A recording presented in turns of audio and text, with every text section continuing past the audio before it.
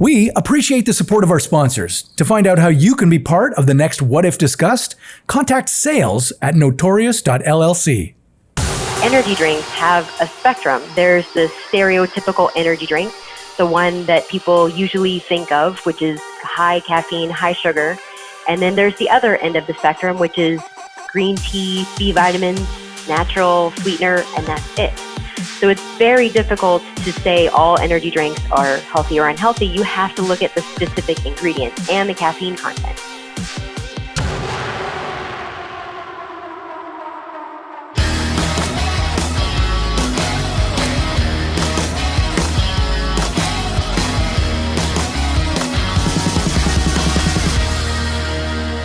Peter?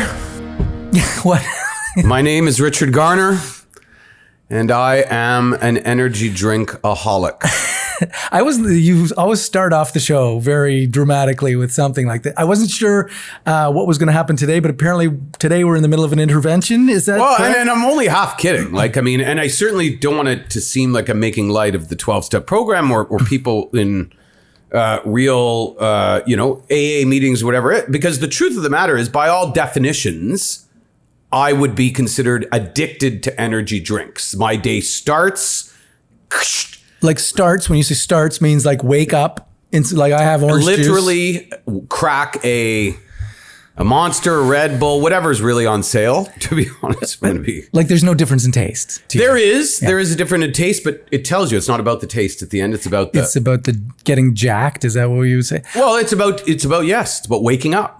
I would say that is out of the ordinary. And from all I've heard about energy drinks is I've never had one myself. Did you? Wow, You know, that's and they've been around for years and years and years. Never ceased to amaze Never had a me. single one. You're wake and bake, basically. Wake and bake is a whole other show, by the way. Cracking one. But I would say, if I was saying I woke up and had a coffee right away, you wouldn't think that's crazy.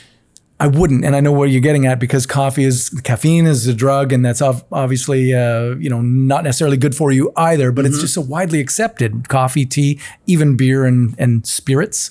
It is, and we live in a world where, again, it's not always just because it's legal that it's right or just. Not a lot of people have studied this, but thankfully, our guest today has studied this because this is an area that I think is just emerging as something we need to understand more about, whether it's fatigue, whether it's how people sort of manage stimulating themselves, whether they should be at all. But that is why we were welcoming today Danielle Robertson Rath, caffeine scientist, author, speaker, and really one of the only people I know that studied this area as much as pretty much anybody out there, the author of Are You a Monster or a Rockstar? Danielle Robertson Rath, welcome to What If Discussed. Thank you so much for having me. So, I mean, I guess it's a fair question off the top because I think most people, like Peter, they default to energy drinks are bad. Yeah. And most of the studies or articles you read reflect that. So but they usually are sort of combined with, if you're having 6 or 7 a day so let's just get started on that. First question. Where do you fall on whether they're sort of healthy or not healthy energy drinks? Well, that is a very tricky question. It's tricky to say energy drinks are healthy or they're unhealthy for the same reason it's tricky to say cereal is healthy or unhealthy. On one side of the spectrum, you have Lucky Charms. On the other side of the spectrum, you have Raisin Bran. And so energy drinks have a similar spectrum. There's this stereotypical energy drink, the one that people usually think of, which is high caffeine, high sugar. And then there's the other end of the spectrum, which is green tea, B vitamins, natural sweetener, and that's it. So it's very difficult to say all energy drinks are healthy or unhealthy. You have to look at the specific ingredients and the caffeine content. So as Richard so helpfully pointed out off the top, caffeine from coffee may be just as bad, but you mentioned green tea as being a good one. That's full of caffeine as well. And coffee is the drink of choice for most people that I know, at least on this continent. How do the two stack up, energy drinks and coffee? Well, there's a lot of differences, which we probably don't have time to get into here, but there's 3 key differences between coffee and energy drinks. The first is that the caffeine content isn't what you'd expect. People that love their coffee sometimes look down on or worry about people that have their energy drinks. But a grande brewed coffee from Starbucks is equal to 3 Red Bulls. Okay. So one grande coffee is the caffeine content of 3 Red Bulls. I'll give you another one. One grande pumpkin spice latte is about 1 can of Monster Energy or 1.5 Red Bulls. So you really have to look at the caffeine content and not be focused on, is it a coffee with its healthy halo or an energy drink with its negative stereotypes? Yeah, so that's the first difference, the caffeine content. The other thing is that energy drinks are really good about telling you how much caffeine is in the container. That's part of their best practices. It's really hard to know how much caffeine you're getting with coffee because it's a natural product. They don't have to label the amount of caffeine. So it's very difficult to know how much caffeine you're getting. And then the third key difference between coffee and energy drinks is what other people are in that party. It's called the food matrix. So with coffee, you're just getting caffeine and water and antioxidants. With energy drinks, you might be getting taurine, B vitamins, glucuronolactone, other ingredients. So you have to look at the whole picture. You have to look at the whole food matrix.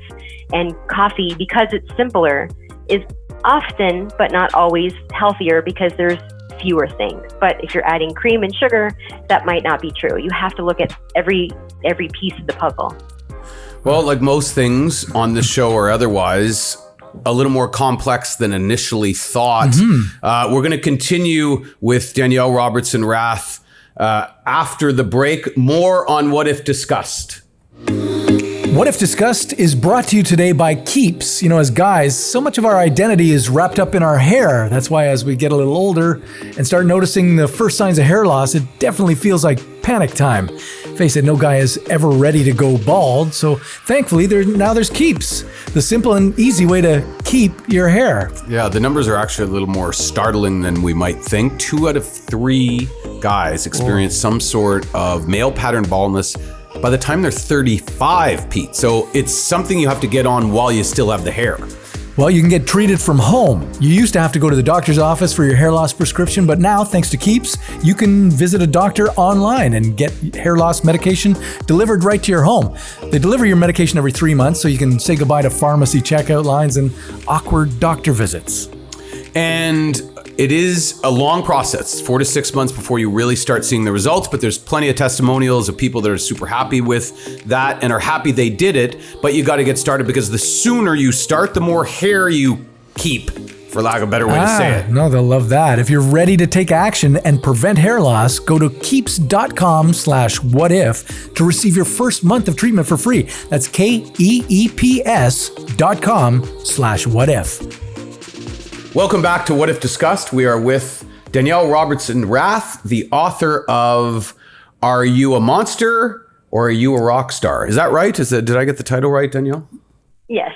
Are You a Monster or a Rockstar? A guide to energy drinks. And so it's a great title, by the way. It is a great title, but it's also a helpful book in that this is an area that a lot of people don't really understand. There is information out there. There's not tons of studies. There's articles. You talked off the top of most of them skew towards they're not good, but not surprisingly, most articles about coffee skew towards that's good.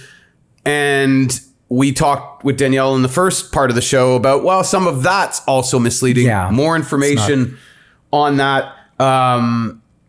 In the end, they're delivery systems, right? I mean, that's the one thing we haven't really talked about. It's whether it's coffee, whether it's caffeine pills, whether it's energy drinks. These are systems that are designed to sort of deliver caffeine.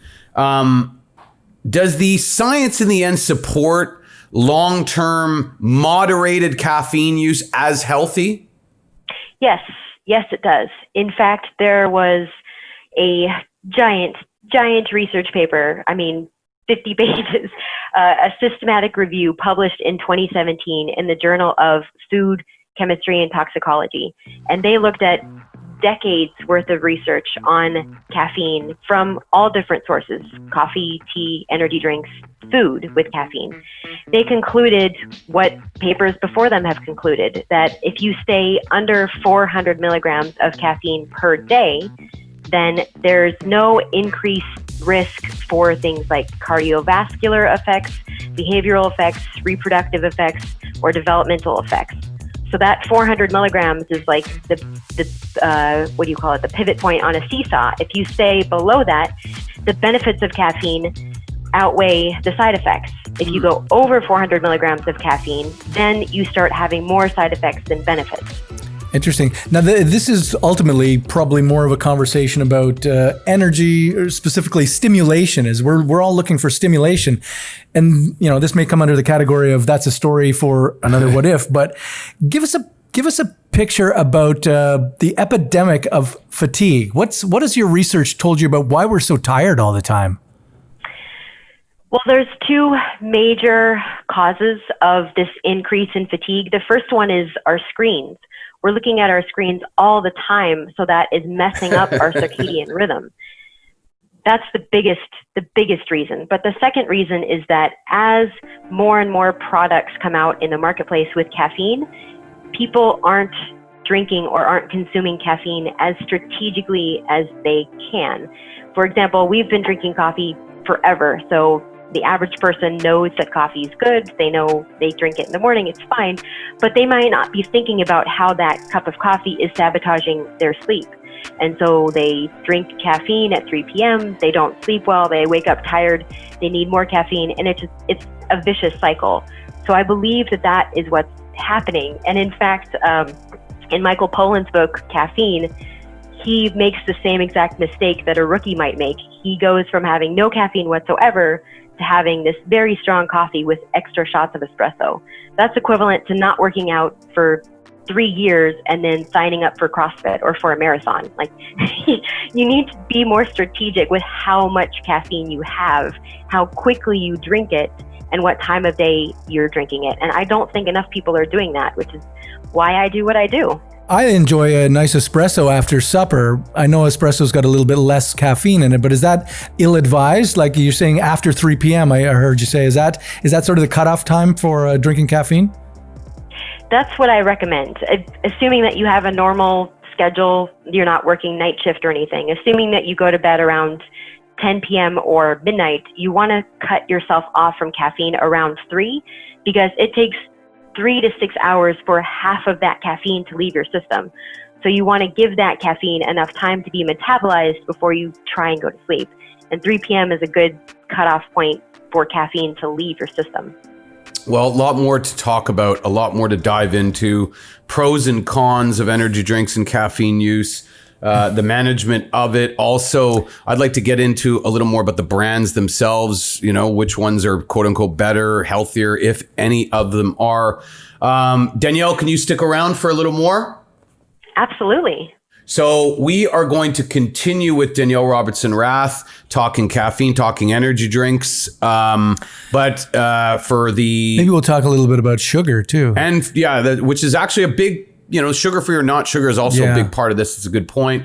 But for the YouTube viewers, where can they go, Well, Peter? if you're watching us on YouTube right now, there's a link right below. You can see, click on that, and you can get the extended audio podcast where we'll have more with caffeine scientist and author Danielle Robertson Rath. If you're listening already on the podcast, there's nothing for you to do. Just stay tuned. And you'll hear the rest of us. But if you are leaving, thanks for joining us, and we'll see you next week on What If Discussed.